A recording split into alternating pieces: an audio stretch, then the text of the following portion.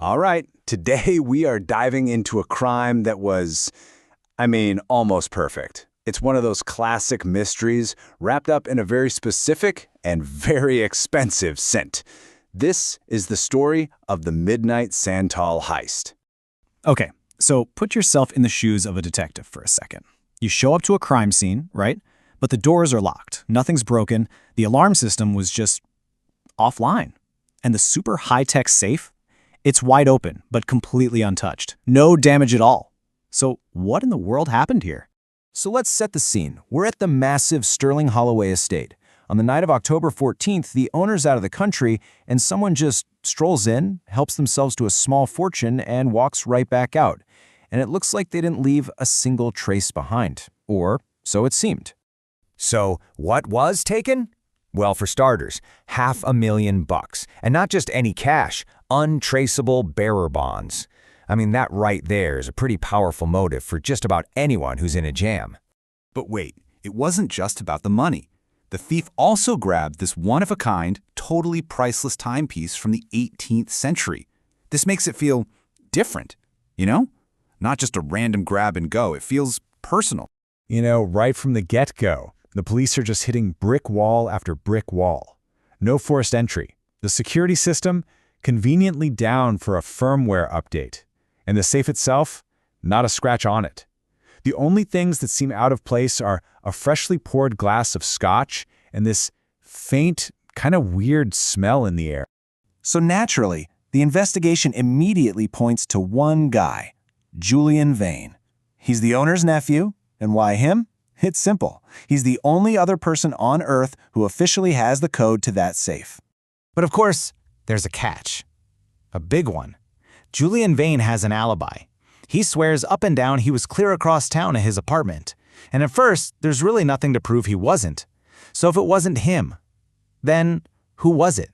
And that is the million-dollar question, right? The safe wasn't blown open or drilled into. It was just opened.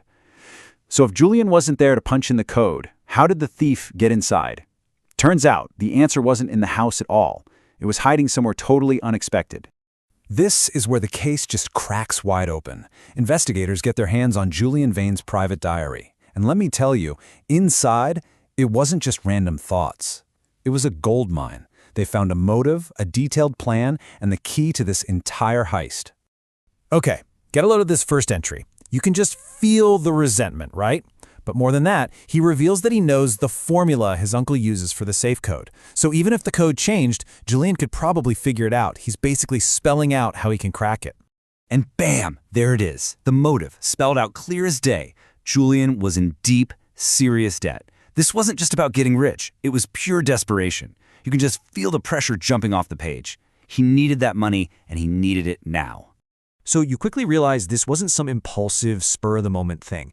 The diary lays it all out. Julian had been planning this for days, mapping out camera blind spots, timing guard patrols. He had this thing planned down to the last second.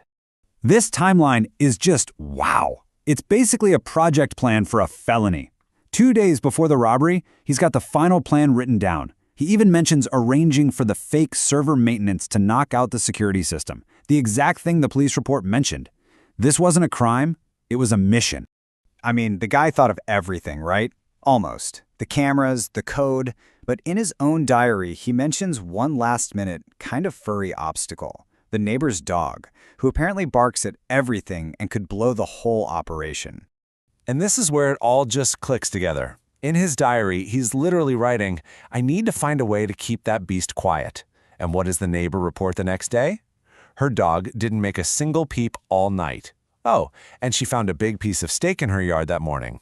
Problem solved. But that's not all the neighbor saw. Around 10:30 that night, she spotted a man in a nice coat walking a bicycle, not driving a car, down the long driveway. She said he looked so confident like he belonged there that she didn't think twice about it. But there was one other tiny detail she noticed that would change everything. It wasn't what she saw, it was what she smelled. She said the guy's cologne was so strong she could smell it all the way from her porch. She described it as woody, kind of like incense. A really strange detail to remember, but it turned out to be the final nail in the coffin. Because, let's rewind for a second. Remember that weird, faint smell the cops noted at the very beginning? Well, they identified it. It's called Midnight Santal, a super expensive and very distinct cologne known for, you guessed it, its strong, woody notes. It's a perfect match. Okay, so let's lay this all out. The police report says the security system was offline for an update. Julian's diary says he planned the fake maintenance. The police find the safe opened with no force. The diary explains he knew the formula. The diary identifies the dog as a problem. The neighbor confirms the dog was quiet after a steak magically appeared. And finally, the police detect a faint scent, and the witness describes that exact same heavy, woody scent. It's like a perfect puzzle. Every single piece snaps right into place. So now we can see exactly how he pulled it off. First, he pays someone off to kill the security system. Second, a well-placed steak takes care of the dog. Third, he uses inside family knowledge to just walk right up to the safe and open it. And finally, he uses a bicycle to slip away in complete silence. I mean, you have to admit, it was a pretty brilliant plan. Almost. Think about it. He planned for the cameras, he planned for the alarms, he even planned for the neighbor's dog. But in the end, the one thing that unraveled his perfect crime wasn't something he did. It was a tiny detail he couldn't control. The very air he moved through, and that unforgettable scent he left behind.